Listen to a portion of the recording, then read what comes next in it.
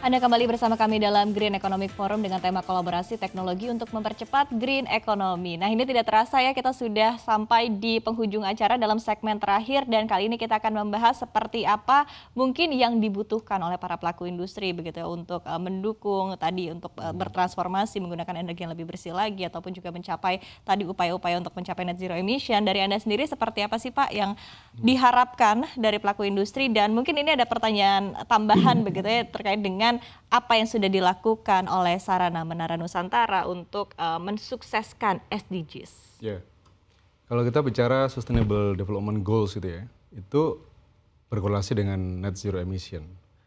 Jadi kalau kita lihat dari UN ada 17 goals begitu, kami dari Sarana Menara Nusantara, kita sudah fokus ke 6 goals.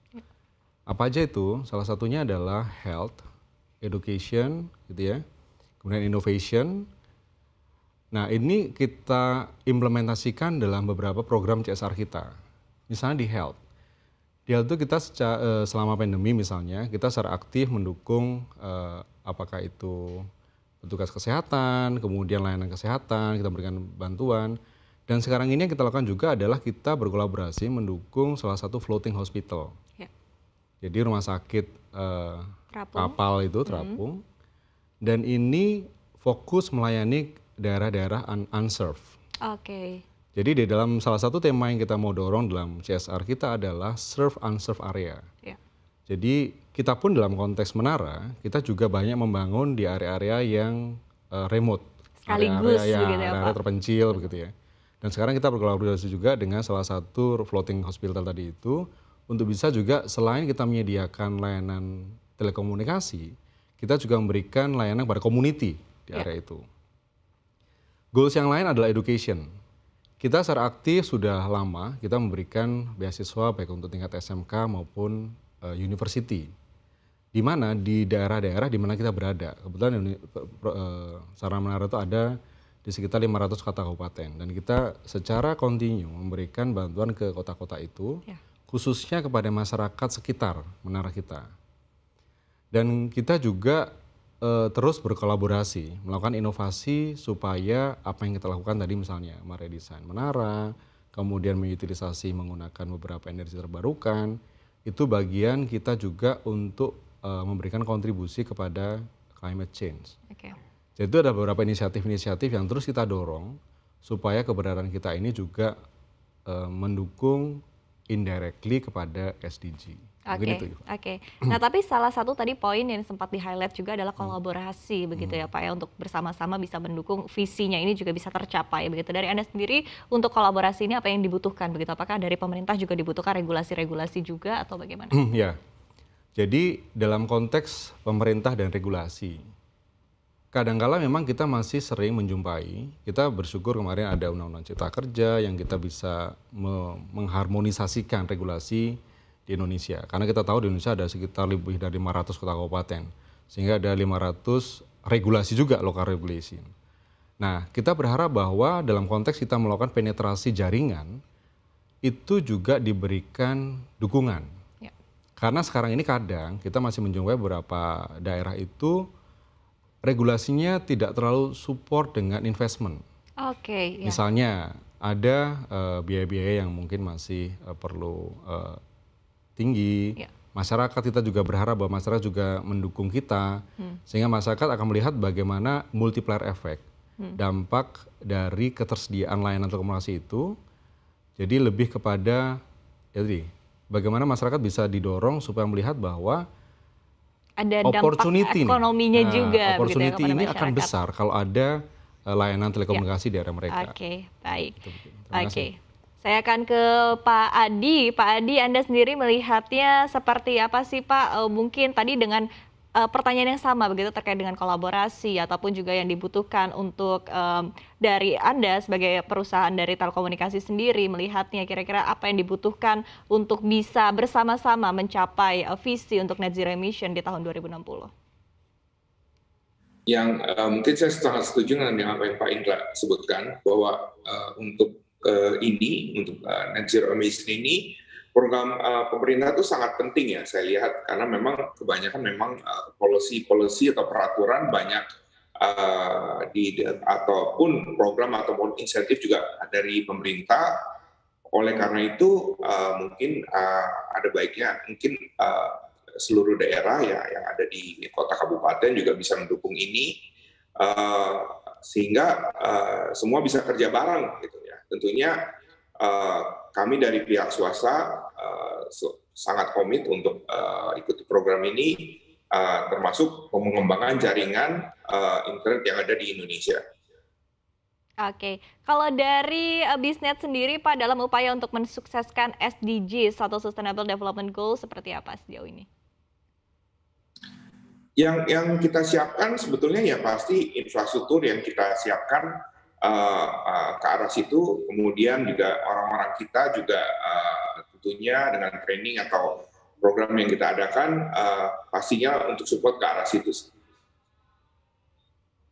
Oke, oke, baik. Artinya memang sudah dilakukan begitu ya sejumlah langkah-langkah untuk mensukseskan SDGs, kemudian juga di satu sisi tadi yang perlu di-highlight adalah sama ya dari Pak Indra dan juga Pak Adi adalah terkait dengan regulasi dari pemerintah mungkin bisa dibantu lagi disesuaikan seperti apa, khususnya di lapangan ataupun juga di daerah-daerah. Nah, berikutnya saya akan ke Mas Moshe. Mas Moshe mungkin secara singkat begitu ya menurut Anda apa yang diperlukan nih untuk bisa mencapai visi net zero emission di tahun 2060? Ya, terima kasih. Sepertinya sudah disampaikan semua ya tadi, perlu support dari government untuk disubsidi, also juga akan bisa dibantu kalau ada financing, perusahaan financing yang ke arah situ. Tapi sebenarnya sih kita perlu semua pihak itu perlu mengarah ke situ. Artinya apa? Kayak tadi yang saya sampaikan itu di Myota Grid itu adalah infrastruktur kelistrikannya. Tadi juga ada di ekoturismnya. Nah, ini juga yang lumayan besar untuk kita bisa ke arah situ adalah di bagian industrinya. Kita kebetulan lagi menginovasikan pabrik porang yang kita mau ke arah full automation. Di situ ada sekitar 300 sensor yang bisa mendapatkan data tuh streaming sekitar 500 milisecond gitu ya. Jadi ini real time yang bisa kita mengetahui 1000 parameter tiap menit itu di-generate oleh IoT bagaimana supaya kita bisa tahu sebenarnya emisinya yang di-create itu berapa yang perlu kita offset. Seperti itu sih. Jadi kolaborasi itu antara semua industri, perbankan dan pemerintah. Oke, kolaborasi tadi di semua industri ya diperlukan bersama-sama seperti apa melihat hal-hal yang perlu diperbaiki secara bersama agar visinya juga bisa tercapai. Oke, saya akan ke Pak Iwan. Terakhir Pak Iwan, mungkin secara singkat seperti apa yang bisa dilakukan atau harapannya nih untuk bersama-sama bisa mencapai visi net zero emission di tahun 2060? Ya, jadi teman-teman tadi sudah menyampaikan peranan berbagai macam pihak. Kami dari Volta mengajak supaya masyarakat mau mempertimbangkan menggunakan pilihan kendaraan yang ramah lingkungan untuk transportasi. Sebenarnya kita ketahui bersama 2016 195 negara itu menandatangani Paris Agreement. Ini bukan perjanjian untuk jalan-jalan ke Paris bareng-bareng, tapi kita mengajak untuk semua negara ini melakukan net zero emission di tahun 2060. Supaya suhu panas bumi itu tertahan ya, tidak terus bertambah panas.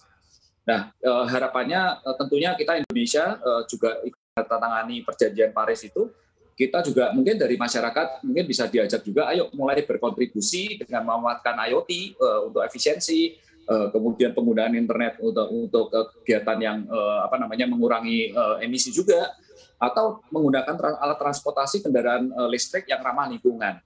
Jadi dengan demikian kontribusi kita sebagai Indonesia yang ikut menandatangani perjanjian itu akan semakin mudah. Kita juga memudahkan membantu pemerintah untuk mensukseskan net zero emission di tahun 2060 itu. Kurang lebih demikian dari saya. Oke, ini semakin optimis ya kalau kita tadi mendengar bersama-sama seperti apa kondisinya di lapangan, kemudian juga tampaknya juga dari para pelaku industri sudah tahu begitu langkah-langkah yang akan diambil, langkah-langkah yang harus diambil untuk mencapai visi bersama. Nah, ini spesial untuk Pak Indra karena hadir langsung ya di studio CNBC Indonesia. Mungkin ada yang ingin disampaikan lagi begitu kepada pemirsa CNBC Indonesia seperti apa dalam upaya dari pelaku usaha di sektor teknologi ini berupaya untuk membangun ataupun juga memperkuat ekonomi hijau. Ya, terima kasih. Jadi kalau kita mau pingin net zero emission gitu, memang harus diawali dari kita sendiri. bahwa setiap orang harus memiliki semangat begitu, bahwa saya ingin mendukung program ini. Karena ujungnya adalah ini akan mendorong, akan memberikan kontribusi dapat climate change.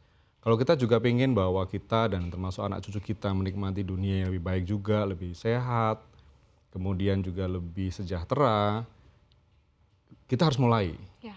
Dan kesadaran ini akan sangat penting, karena kesadaran ini akan mempengaruhi kita, memberikan influence pada kita dalam kegiatan kita sehari-hari. Mau memilih apapun, tadi mungkin memilih kendaraan, memilih aktivitas, memiliki sumber energi, itu akan memberikan dampak apa yang saya lakukan, karena kita terus akan berpikir apakah ini memberikan kontribusi negatif atau positif terhadap dunia ini. Betul. Mungkin itu aja dari saya. Oke, dan mungkin bisa saya tambahkan sedikit ya Pak, tadi kesadaran juga memang diperlukan untuk semua orang, begitu, tidak hanya dari pelaku industri saja yang sudah berupaya untuk tadi ya mengurangi emisi, kemudian juga sudah berupaya untuk melakukan strategi-strategi yang bisa dilakukan untuk mencapai visi net zero emission di tahun 2060, tapi juga dibutuhkan peran dari berbagai pihak, dari saya juga ya sebagai masyarakat tentunya, dan juga Anda para pemirsa CNBC Indonesia, untuk kita bersama-sama mencapai visi net zero emission di tahun 2060 untuk lingkungan dan juga kehidupan kita yang lebih baik. Dan ini perbincangan yang sangat menarik sekali. Terima kasih yang luar biasa, dan sekali lagi kita harapkan agar kedepannya Indonesia mampu mengembangkan inovasi, teknologi, dan juga kolaborasi dalam rangka mewujudkan ekonomi hijau di tanah air. Dan saya akan ucapkan terima kasih yang luar biasa hari ini kepada para narasumber kita yang telah bergabung secara virtual. Kepada CEO Miyota, ada Mas Moshe Panjaitan, terima kasih. Kepada Presiden Direktur dari Bisnet, Bapak Adi Kusma, terima kasih telah bergabung bersama kami, dan terima kasih atas waktunya. Dan juga kepada CEO Volta Indonesia Semesta, Iwan Surya Putra, yang telah bergabung bersama kami secara virtual. Sukses dan sehat selalu untuk Anda. Dan tentunya terima kasih yang luar biasa saya sampaikan juga kepada Bapak Indra Gunawan, selaku Direktur dari Sarana Menara Nusantara, telah hadir langsung.